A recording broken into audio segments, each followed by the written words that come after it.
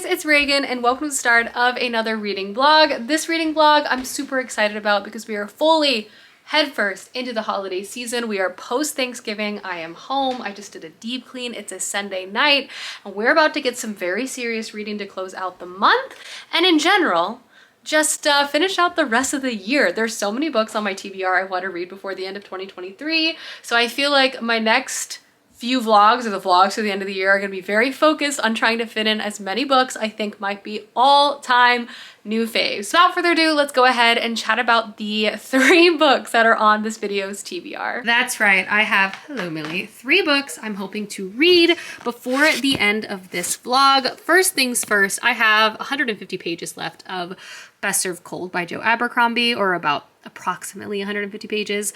I'm really liking this book. I'm hoping to just finish this book this week. It's taking me a long time to read, but don't let that necessarily be a detraction to the book itself. It's long.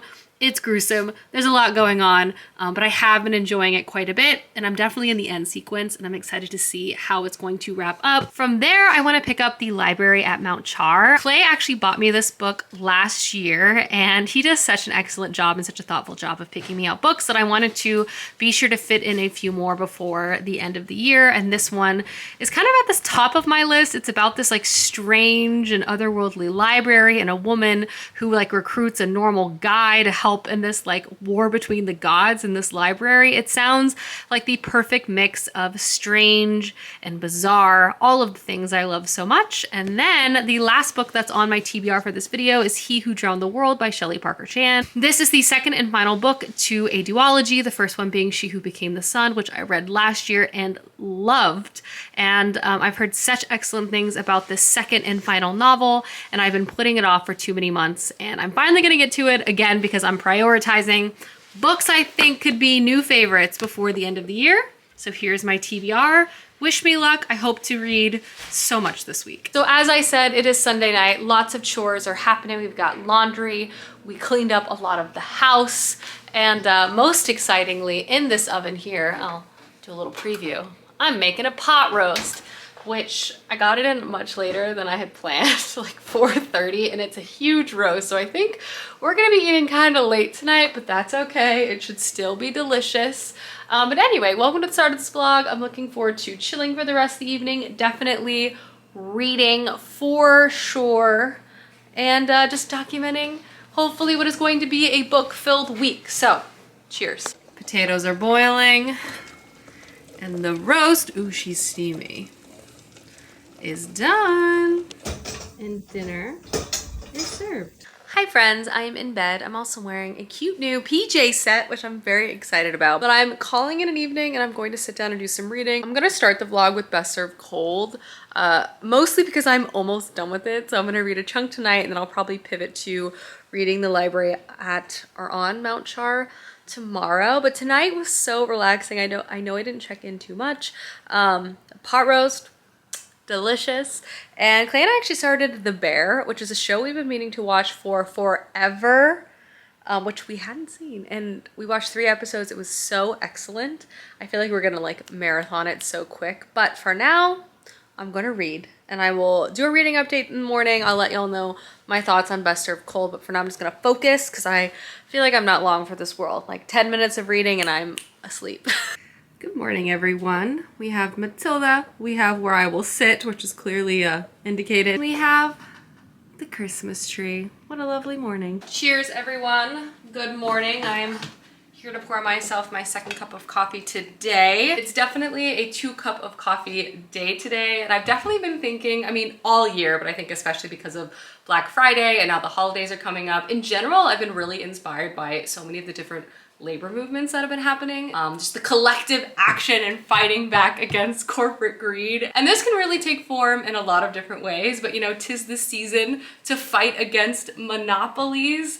And just in general, a good reminder that corporate greed is rampant. And in general, corporations are always looking out for their best interests. And unless we or the government or other regulatory individuals force them to be better, they technically won't be better. And you know, greedflation is real, felt even more so, especially with the holiday season happening right now. And just a reminder that a lot of corporations are using inflation as a smokescreen, pass on costs to the everyday consumer, either by shrinking their products or raising their prices or both. So good reminder that anti-monopoly work is great for us, and not only empowering us to be aware of this as an issue, but also ensuring that we're empowering the FTC and also letting the FTC know how we feel, as well as our own representatives. You know what I mean? Anyway, I'm gonna go read more Blood and Violence in the book I'm reading, which I do owe y'all a reading update, but you know, just some early morning thoughts. Hello, let's do a reading update of Best Served Cold. Again, this will not be a main feature of this vlog, but I'm just trying to finish this dang book. I'm liking it so much, but for some reason it's taking me a long time to read. But I've read 80 pages. That means I have about 70 pages left. I'm really in the home stretch of the story, but if you're not familiar, Best Served Cold is Joe Abercrombie's like standalone novel set in the same fantasy world as the First Law trilogy, and I also believe his second series that comes out later. You do have a few Easter eggs and you run into some other characters that you've seen before or have like references to characters you're very familiar with. That is very fun. But in this story, we're following our main character Manza, who was a mercenary and she was betrayed, and the entire book is about her seeking out revenge against those who have wronged her, killing off 7 men in particular, and hiring and working with a variety of people along the way. This book is so gruesome. I cannot emphasize enough how gruesome this book is. And it's not just the violence, which there is a copious amounts of violence, but it's like everything is just so intense. The character interactions, the conversations, the desires, just everything is like brutal and difficult to read for a variety of reasons. Manza, as our main character, roots the story. She's a very fascinating character. She has a hard past, she has a dark past, and her quest for revenge is not like this glorified experience as we're reading it. In some ways, some instances are justified, but it just seems like this endless cycle of violence, and Manza herself is not really even a good person. And in fact, I'm sure there are countless people who have her on their list of 7 people who deserve to die according to them in terms of what she has been involved with or around or privy to as a mercenary throughout her life. And that's kind of a big part of this book. It's like, what is ultimately justified, and like what is the moral costs of making these decisions? And it's just so difficult to read at times. The crew of people that Manza is rocking with throughout this book is also a very interesting mix of people, personalities, backgrounds, as it relates to both like brutal professions and just like how they all mix with one another. It's an interesting twist on like this ragtag group of bizarre people who normally have this like charming, adorable found family component. There's not a lot of found family in this book. Like there's camaraderie at times, but like even the relationship dynamics are like difficult to read. And in fact, there's this very fascinating relationship dynamic between Manza, our main character, and this man from the north. And you kind of see, and he himself is like this personified example of the corruption of revenge and like what it can do to someone. And he is like her walking sin, based off of like the decisions that she has made in a way, just because of the like transformation of his character throughout the entire series. Obviously, I'm in the final stretch of this book, but I do feel like the cadence of action, the reveals, and also the escalation of the politics have been really interesting. Obviously, there's a small scale pursuit of this revenge, but the people that she's trying to capture, deal with, let's say, are very important politically, and therefore there's going to be like a waterfall effect around the area too, and you're kind of seeing the implications of that. You're also just seeing like the crappy political reality of power and like the perception of events, and how in one city you can be viewed as a hero for a deed, and in another city you can be viewed as an ultimate villain. Like everything is about how people spin it and just the reality of conflict and violence. And it's just a very interesting book, but oh my God, it is so brutal. And I would also say, in comparison to the First Law, it has a lot of the classic traits you would expect from a Joe Abercrombie novel, from the politics to the writing to just, again, like the grim, dark nature of the story.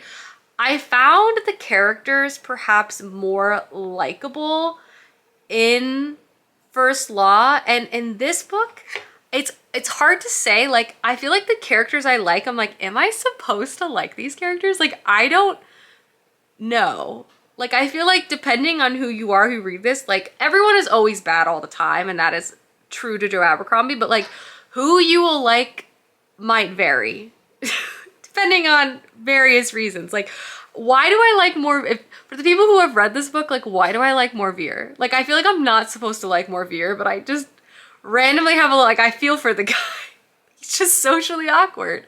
I like Manza, I like Friendly, I like Casca, I like some of these other characters that we've been introduced to. And sometimes my like for them ebbs and flows, particularly with Manza's character. She is our center, and at times I am very interested and have a lot of empathy for her, and at other times I find her to be completely deplorable. And I think that sort of dissonance that Joe Abercrombie creates inside of you for his characters is an also interesting experience. But I am almost done with this. I hope to finish this book this week, but woof, this was a time, this was a ride. I'm not quite done, and I have no idea really how it's going to end up, because I feel like a lot of different things could happen, but it was bloody. It was a bloody experience. Hello friends, it's time to make lunch. I also got dressed.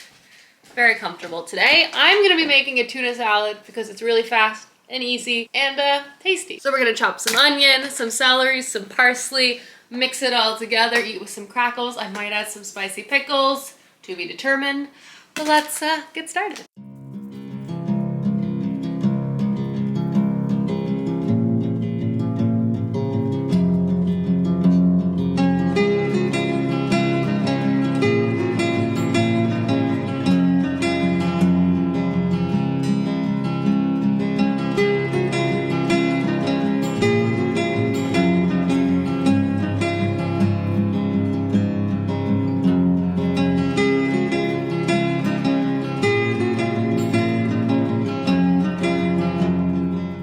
And the tuna salad is done. I made one little pivot. I added some relish, Wickles Original Relish.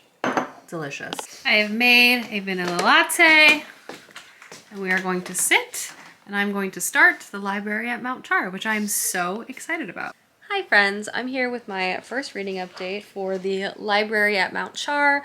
I've read 73 pages of this book so far. And I gotta say, this book is so weird. You know, like that meme that's like, what the heck is going on? That is how I feel while reading this book. And here's the deal though, I love weird books. I love not understanding who, what, where, and why, but like slowly piecing together what's happening. And it's not just that the narrative itself is a mystery, like the inputs, the characters, the influences are so weird, and you kind of just have to buy into whatever the heck is happening, and it's honestly been very enjoyable so far. So in this book, we're introduced to our main character, Carolyn, and Carolyn, for all intents and purposes, has been raised by a god since she was a small child. The type of god, the power of this god and deity, it's kind of unclear to us at this juncture, unclear to me at this juncture, but he has all of these children that he's raising in this like magical mythical library that's also set in America and like a subdivision, but they're like trapped in and around this library, and each kid has their own like specialty in terms of learning. Carolyn's is language, but like there's someone who spent all of their time learning combat. Someone has spent all their time learning about animals. Someone else, the future, the past, the healing. Some of the concepts feel very like straightforward, some of them a little less tangible. For example, again, one of the characters is learning all of the futures, and they're not allowed to like discuss their specialty with like the other kids. And fast forward, Carolyn is now an adult, but she's lived in and amongst this library and around her siblings, other individuals, and they all have very unusual relationships, and it's a very violent, strange place that these people live in. There's like a de facto leader amongst them named David, who she clearly does not trust or like, and there's just a lot of strange behaviors and interactions between all of these characters. It's super weird is what I'm trying to get across. But what you also know right away is that their father, this god figure who very much appears at least to have abilities like a god, is missing. They don't know what's happened to him, and they're trying to figure out where he is, and they're concerned because if he's gone, it leaves the door open for like his arch rival to come and like seize back power. And so Carolyn and her siblings, or comrades, I guess I'll call them, are like trying to figure out how to fix this. This book is also told not necessarily linearly. Sometimes we're in Carolyn's past and her childhood as she's like learning her various skill set and like the various languages and also interacting with the other kids that are around her growing up. We are also seeing her venture out into America. She's the one who most is able to assimilate with modern normal humans, and let's just say she doesn't even do that great of a job. And she runs into our other main character, Steve, who was once very skilled at robbing homes and houses, but he's now just trying to live a very normal life until Carolyn comes up to him at a bar and offers him $327,000 and a pair of red rubber galoshes, and they go and steal something. But again, these sort of storylines are like intermixing with each other. It's all so weird, but it's also very much a vibe. And the fact that this like library, this mythical library is just, again, a suburban house in a subdivision.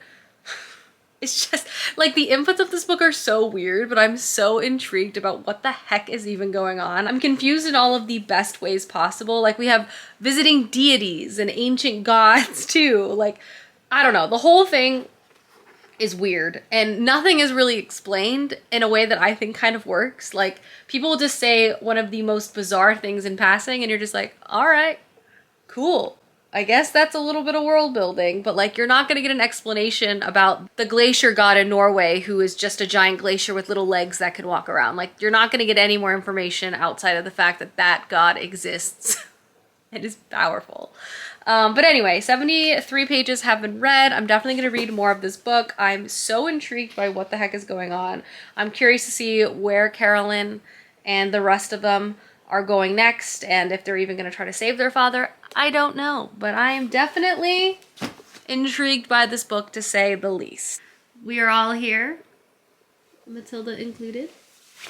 And we're going to sit down and watch The Bear, which is a show we started last night and are really enjoying. It does make me exceptionally hungry, though, while watching it. Excuse me. Your excuse, Clay. Hello, everyone. Good morning. I am here to recognize that I have done a terrible job vlogging, particularly last night. Basically, what happened was Clay and I settled on where we wanted to take our big trip next year, and we started doing planning. And if there's one thing about me, I will hyperfixate. So I accidentally fell down a rabbit hole where I spent all of last night searching one singular hotel that we're gonna stay at one singular night. But you know, before I can make any type of booking decision, I have to try to watch at least 10 different YouTube videos to see if people have gone to this place and what they thought about it. I am nothing but thorough, at least. But anyway, that's what I did. We like started watching The Bear and then pivoted to this, hard pivot.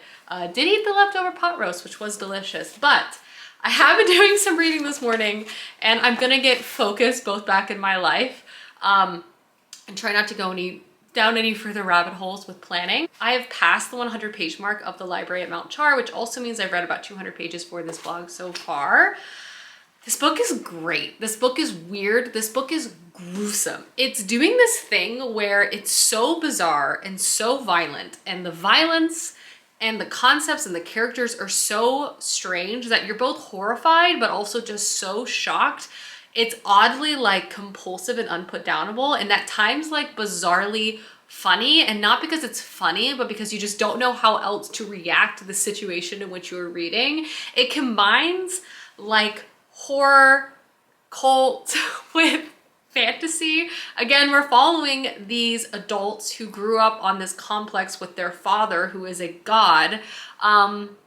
They're all trained in these very specialized areas, and they appear to very much have magic or extraordinary abilities. Like, also nothing about it seems good. Their father god also seems horrifying, controlling, but all powerful. He kind of gives like cult leader vibes, but like actually has some type of ability? I don't know. It's very weird. And like you're reading from other characters that are kind of indirectly or forcibly involved within whatever the heck is going on in terms of these people trying to find out what happened to their father. And it's just such a bizarre ride. I can't stop reading it. Anyway, it's like full of so many questionable morals, very disturbing, and yet it's like a car crash I can't look away from. It's really well written. The mystery of it, I'm very intrigued. I'm like, what in the heck is even happening and where are we going with this? I have no idea, but this is good. It's so much darker than I thought. Like, tell me why I was like, oh, this could be like a cozy, giant, weird, metaphysical library setting of a book. Could not have been more wrong. This is by far one of the most disturbing books I've read this year, but it's working and the writing, great. I'm gonna read more of that today. I'm also gonna get dressed, but I needed to give you an update. Does anyone else fall down those like hyperfixation planning holes? You know, my brain sometimes, I'll tell you what. It is time for the forbidden afternoon cup of coffee. The light today is beautiful. I love post daylight savings light in my house. I feel like it's golden hour all the time. But coffee, and then I'm actually gonna sit down and read more of the library on Mount Char, because this book be wild. It's time for a reading sprint. So let's do it.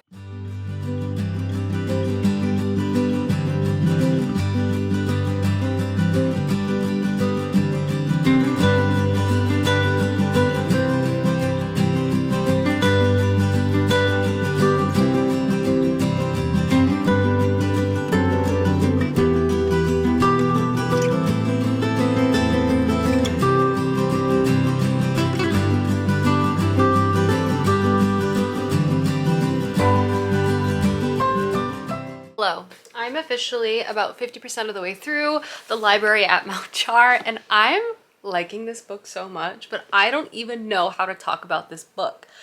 It is so weird and unexplainable that it's actually proving rather difficult to review. I also feel like just going into this book and experiencing everything that happens is quite an enjoyable experience, because I can truthfully say with my heart of hearts, couldn't tell you what's gonna happen next. Obviously we have some structure. It's not like random stuff after random stuff is happening.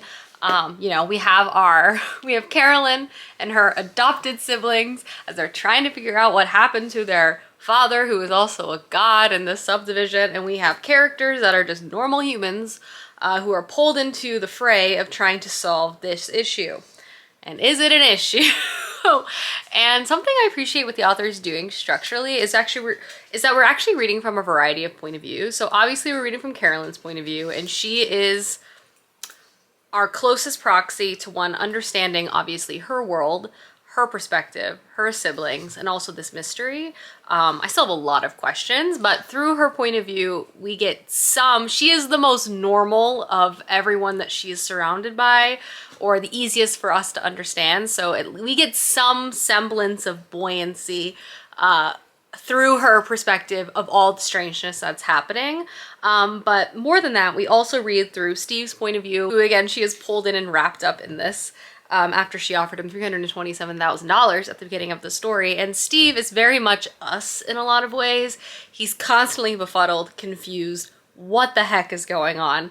But outside of like those two core main characters, who are definitely the center of the story, we sometimes just get like offshoot perspectives of characters that are around during various wild events that occur. And again, they provide us, and again, they sort of act as the audience in a way, as they are forced to bear witness to what feels like an impossibility and just an extraordinary event, an extraordinary event. Either the people who are involved, the situation at play, the violence, the absurdity, the absurdity and unlikeliness of what's happening.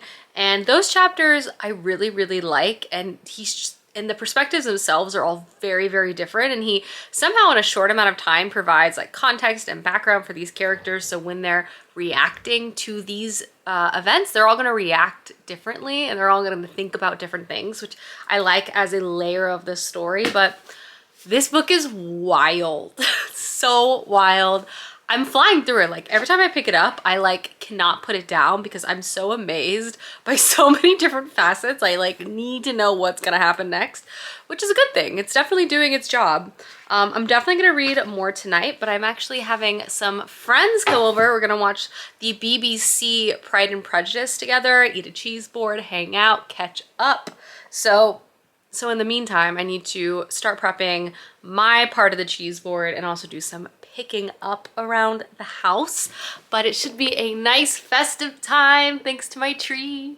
But I'm so looking forward to it. I think it's gonna be so much fun. So I'm gonna go do some cleaning, make the cheese board, but 50% of my book read, not so bad. Alrighty, let's make a cheese plate together. So the plan is everyone's bringing a cheese. I also wanted to get the necessary crackers and things for the board. I love these little baguette slices. I've already eaten half the box in 24 hours.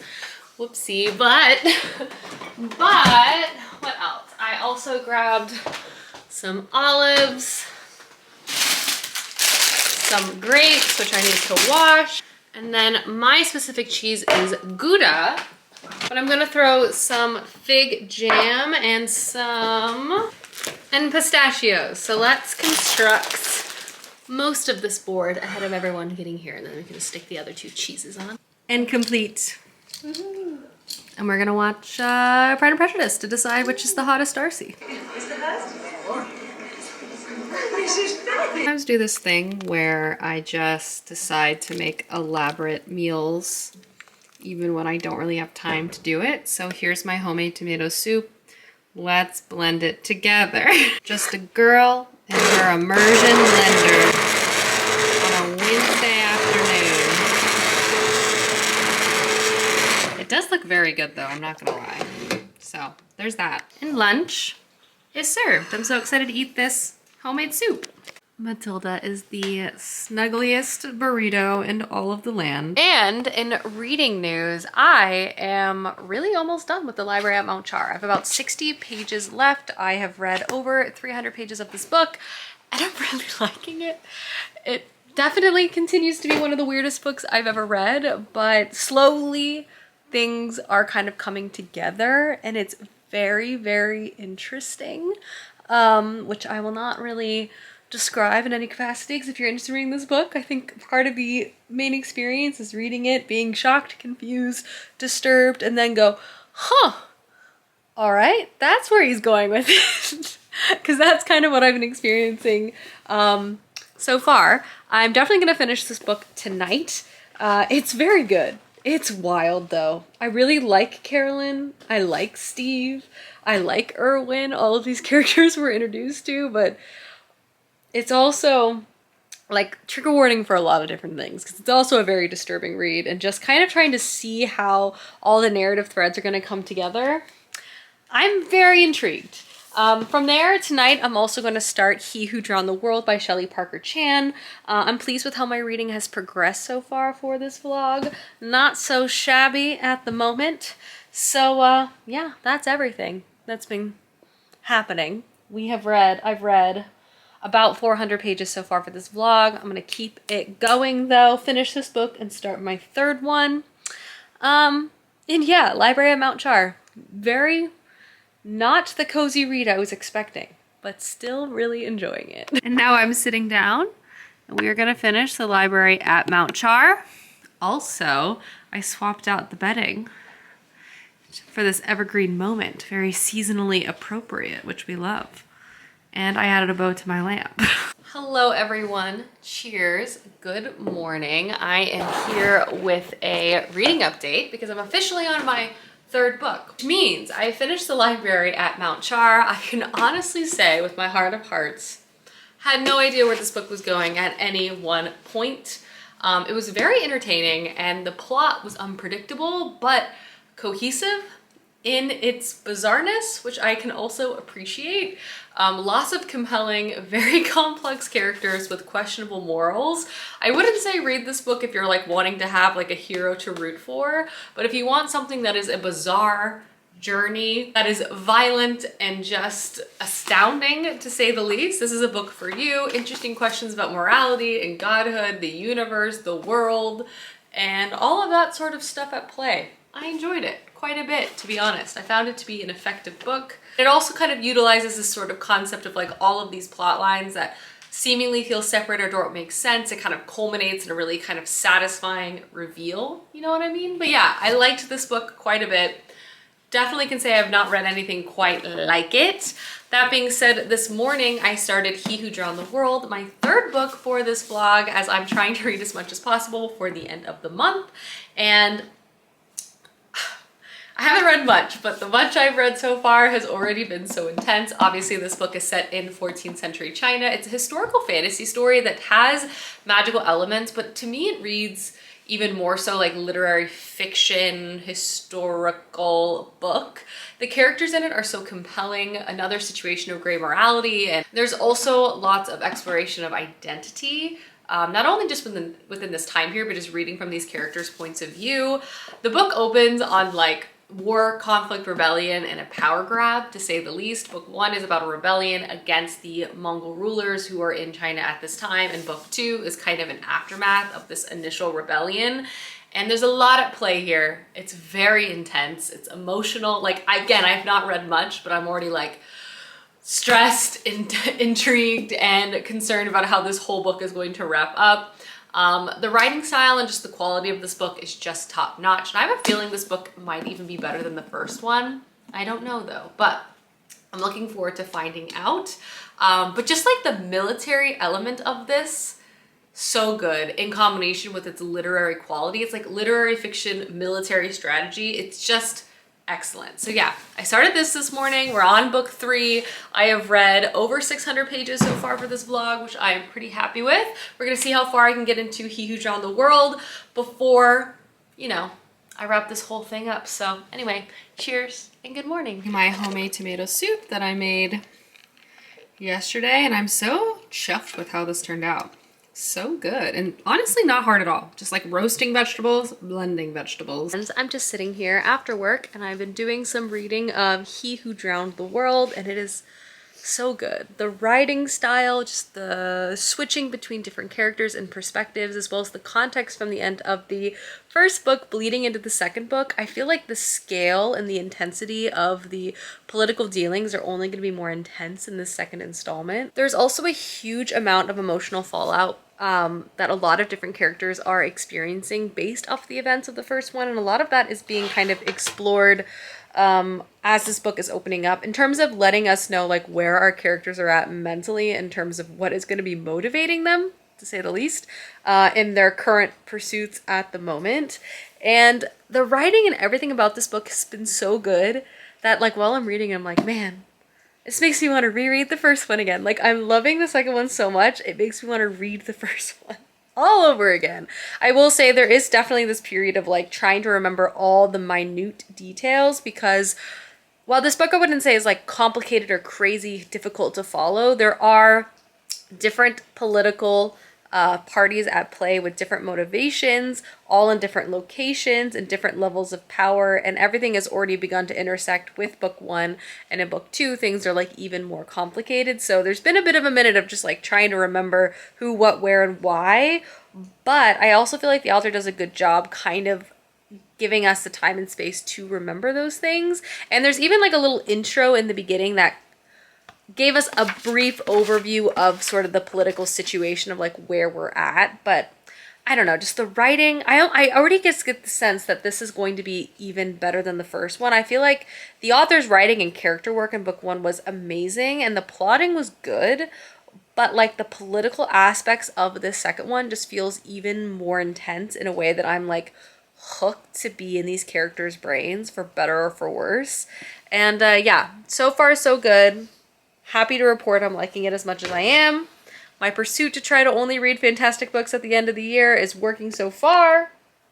And that's where we're at. I've read about 75 pages so far. Hi friends, it's Reagan, and welcome to the end of the vlog. The next day, I'm just popping in to wrap up the 3 different books I featured over the course of this vlog for my quest of trying to only read new favorites before the end of 2023. Obviously, first and foremost, I read the final 150 pages of Best Served Cold. I'm also happy to report I really like how this book wrapped up. I can say So far anyway, this is the most gruesome Joe Abercrombie book I have read to date, and I'm really looking forward to checking out the rest of his works, especially in this world. I was astonished, I was horrified, I was disgusted, but I was also hooked, which I feel like is a great way to describe the reading experience of Joe Abercrombie novels.